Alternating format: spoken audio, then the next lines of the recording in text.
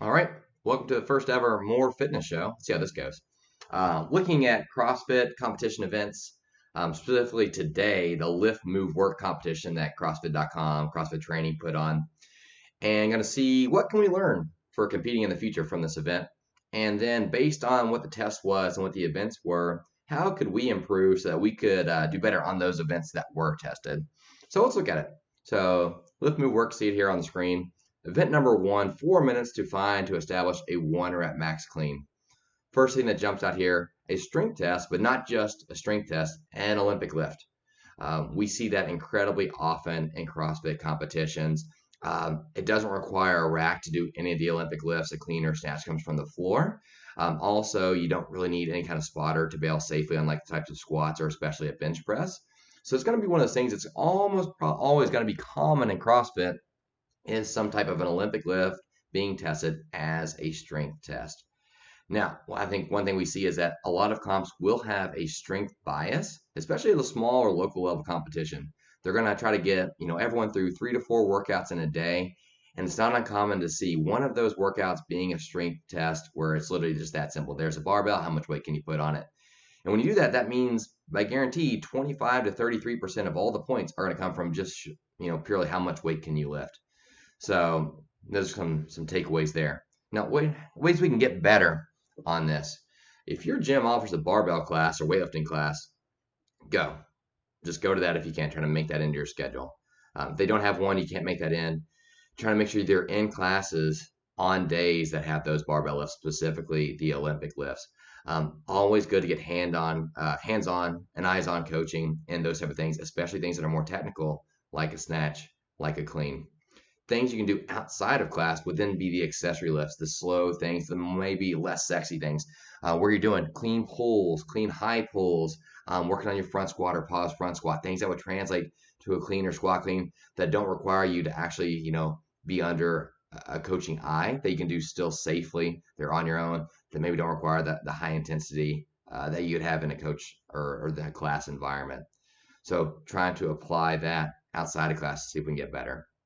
Things to do, tracking not just your lifts over time, but also tracking your accessory work over time.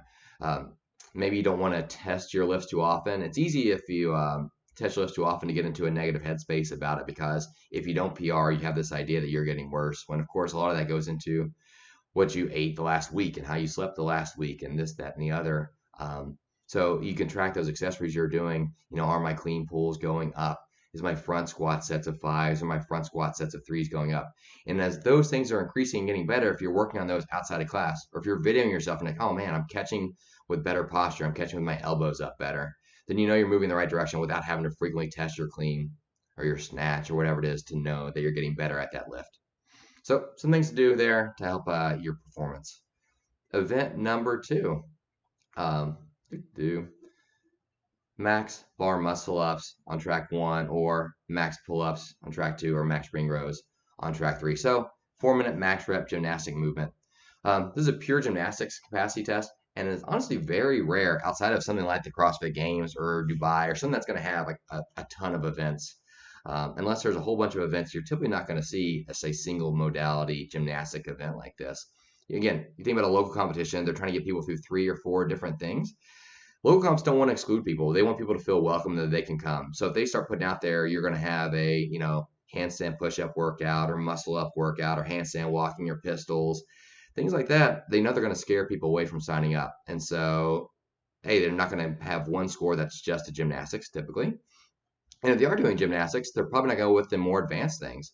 Handstand push-ups can be really tricky with judging. Are you locked out in the elbow and are your feet also over a line, or are they going to put up a bunch of tape boxes to see where your hands are? Chest to bar, if the chest is touching the bar or not. Pistols, are they getting, to parallel on both sides? And theoretically, you need to have a judge's eye on both sides of the body, because you can't see if the left leg is below parallel if you're on the right side of the body, because the right leg is now sticking up in front of your view. So things like that can make judging our gymnastic skills pretty tough at a low level competition where I'd say the judges aren't professionals, we're not seminar staff. And so we see organizers kind of exclude a lot of the more advanced things, unless it's like for a final event with just 4 or 5 teams, and just for the judging criteria, but also because they don't want people to feel excluded, that they're not comfortable showing up, because, oh man, I can clean and I can do burpees and I can row. I may not be able to do everything well, but I don't have my chest to bars yet, or I don't have pistols yet, or I don't have, more than one handstand push-up at a time yet. So just real talk, we probably won't see very many just like single gymnastics movement as a test at most of your competitions. That being said, still want to get better. We see it tested here. CrossFit tested it. If your gym offers a gymnastics class or they have a seminar for gymnastics, make a point to go to that if you can.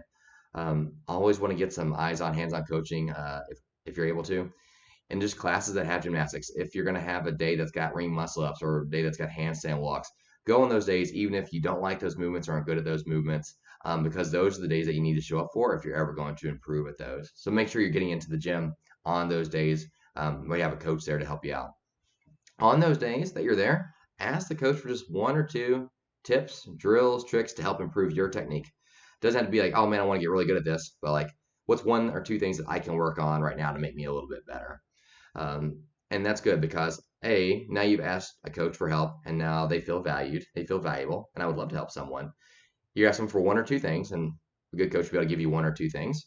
You start asking them, what are 5 things I can do, or 10 things I can do, or can you give me a whole plan outside of class to do? That's going a little bit too far, and now you're going to stress that person out. You're going to be trying to drink out of a fire hose. It's going to be too much information to absorb. So ask your coach for one or two things you can do outside of class to practice. That makes them feel valued, and now they're going to be eager to help. But then also it's something for you to focus on and be mindful about instead of trying to learn, 5 or 10 new different things to make your handstand walks or your muscle ups better. Another thing to do outside of class, work on building your strict strength. For this workout, it's muscle ups or it's pull ups. Working on your strict pulling strength. If that is strict pull ups or chin ups, those can be done on a box. They can be done with a band. They can be done with spotters trying to help you as well, holding up the body. If you're working on your muscle ups, maybe it's working on just getting your dips in as well. And that could be dips on a box with a toe on the floor or dips in a band. But strict strength makes everything better, makes everything else easier. Additionally, if we can get stronger with the strict things, we can build those connective tissues in our wrists and our elbows and our shoulders that if we don't develop that, they might get banged up in the kipping movements because the kipping movements are so dynamic and they're faster. There's more force going on there. And it's going to be good for injury prevention as well. So outside of class, working on the strict components of these gymnastic movements if we can, and then working with your coaches in class on the actual kipping or the technique type stuff. From there, incorporate the boring warm-up drills as frequently as you can.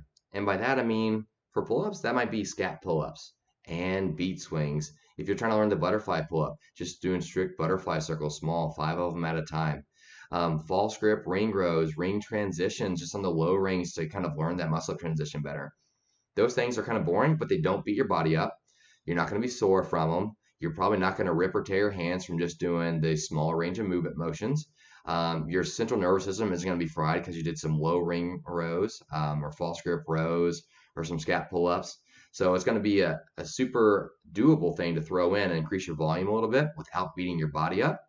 And just getting some touches in on that, getting more touches in on the pull-up bar, getting more touches in, on the rings will help your body learn those patterns and movements more over time. And then you can also increase that volume too.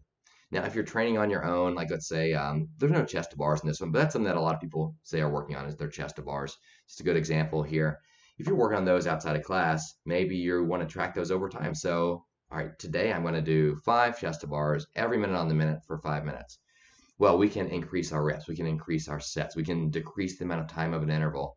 Instead of 5 by 5, I'm going to do 6 sets of 5. I'm going to do every minute for 6 minutes. Or I'm going to do 6 reps every minute for 5 minutes. Or I'm going to do 5 reps every 55 seconds for 5 sets.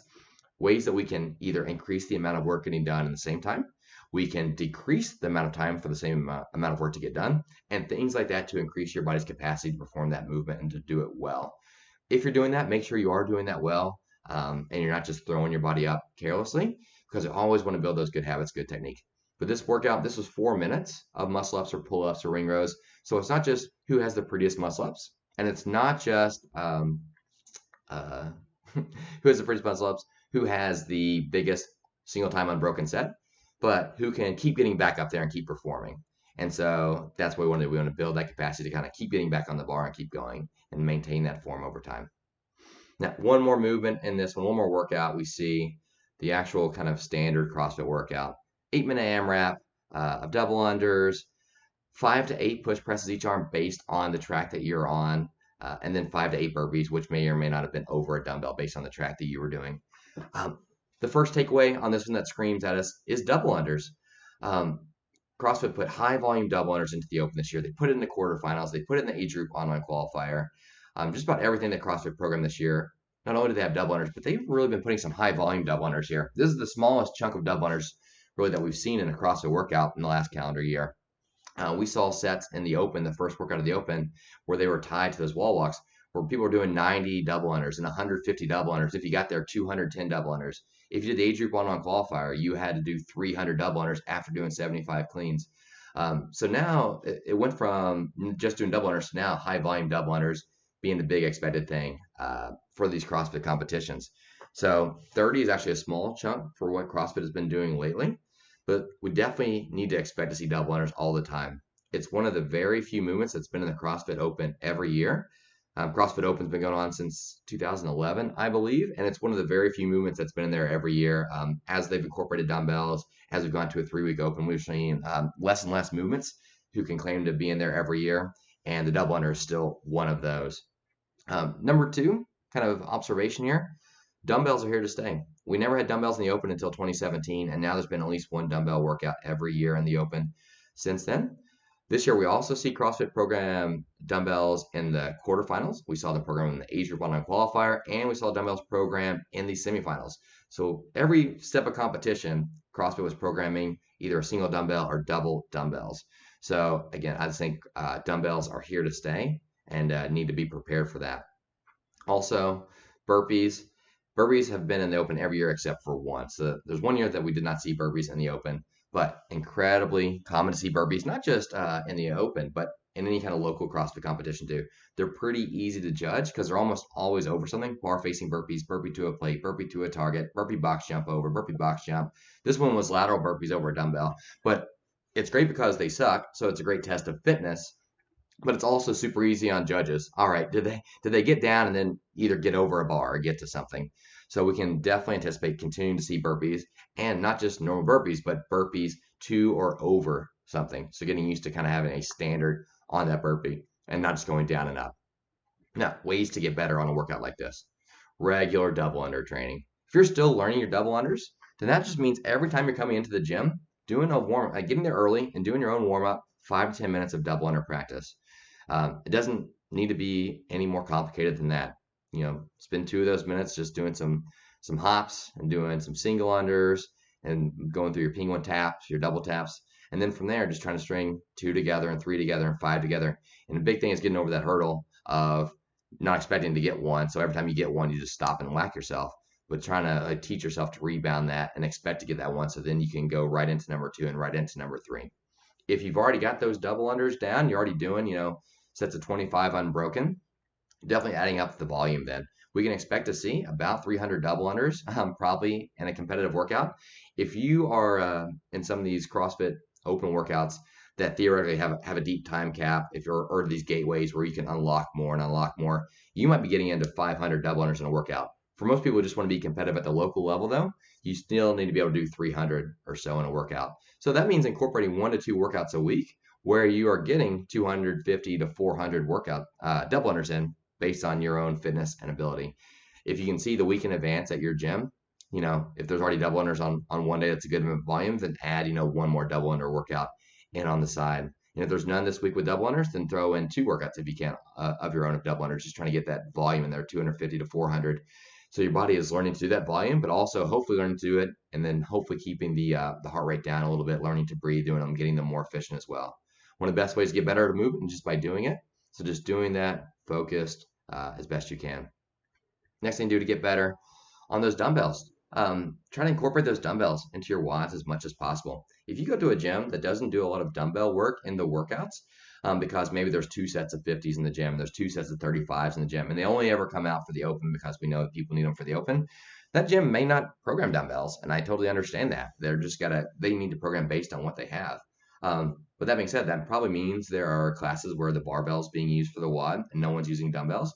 Ask your coach if you can sub out dumbbells for a barbell one workout. If you're doing a workout with 95-pound thrusters or doing some barbell lunges, grab a pair of dumbbells, dumbbell thrusters, dumbbell lunges. It may not be the perfect thing for like, heavy squat cleans. It's probably going to be hard to duplicate, a 225, 155 squat clean in a workout with dumbbells. But there's a lot of things from power snatches to power cleans that you can do, overhead lunges, that you can substitute dumbbells in for barbells. And if you just ask your coaches, once every 1 or 2 weeks to just allow you to use dumbbells during a workout, if all they are programming is barbells. If that doesn't really apply to you, or maybe you're doing your workouts generally outside of class or on your own programming, try to do as much of your accessory work as you can with dumbbells. If you're doing a lot of work outside of classes on your own, or you're doing your own programming, you probably know a lot of work comes in the barbell. You're probably snatching and you're cleaning and you're doing all your accessory squatting and lifts. And so you're probably already getting a ton of time on the barbell. So what you want to do then is start getting more time on the dumbbell on those non-big strength movers. Your legs aren't going to get too much stronger by doing dumbbell squats. You need to keep doing your barbell back squats. Your, 1 rep max snatch or cleans are going to get a lot higher by doing the dumbbell snatches or the dumbbell cleans. But if we want to work on your capacity and your endurance, and you want to do, sets of snatches or sets of cleans, start subbing the barbell out for dumbbells to work on the efficiency of those, and see if you can start pushing bigger sets or pushing them faster and making those more efficient, because those dumbbells are definitely here to stay. And then last thing, that burpee. Don't skip burpee day at the gym. If you're that person who wears the I hate burpees t-shirt, we all understand that. That just means keep showing up wearing that t-shirt on burpee day. Just don't miss it on purpose. And then if you are signed up for competition, or know you're going to be going to or participating in a competition, as that approaches the 4 to 6 weeks leading up to that, start working more burpees into your own workouts outside of class. Being prepared to do 1 to 2 workouts a week where you're doing 70 to 100 burpees at a time. This workout here that we saw for the lift move work, a lot of people are getting around 4 rounds of that, and that's not too many burpees. 4 rounds of 8 burpees is just 48 total. But this was also trying to be a simple workout with just a couple other things. We see burpees in there. We saw them in the 21 down to 3 thruster workout. I think that was 80 something burpees in that one. They do some of them where it's an ascending rep ladder also, as far as you can get. We see that often, and as those climb, you need to be expected to get 70 or more burpees in a workout. And then if you're programming your own burpees, you're doing your own burpee workouts outside of class, make sure you're also doing them in ways that you can anticipate seeing them in competition, not just doing down and up burpees, but practicing your bar facing burpees, or practicing burpee box jumps or burpee box jump overs. Because if all you're ever doing is just normal down and up burpees, that's great training and it's great cardio. But when you get open workout 17.1, which was this year's 21.2, where we had the 15 burpee box jump overs every round, just because you're really good at doing 50 burpees twice a week, just down and up, does not mean you're prepared to do 15 burpee box jump overs for 5 rounds in a workout. So just make sure you're incorporating those if you're doing those outside of class. All right, so big takeaways.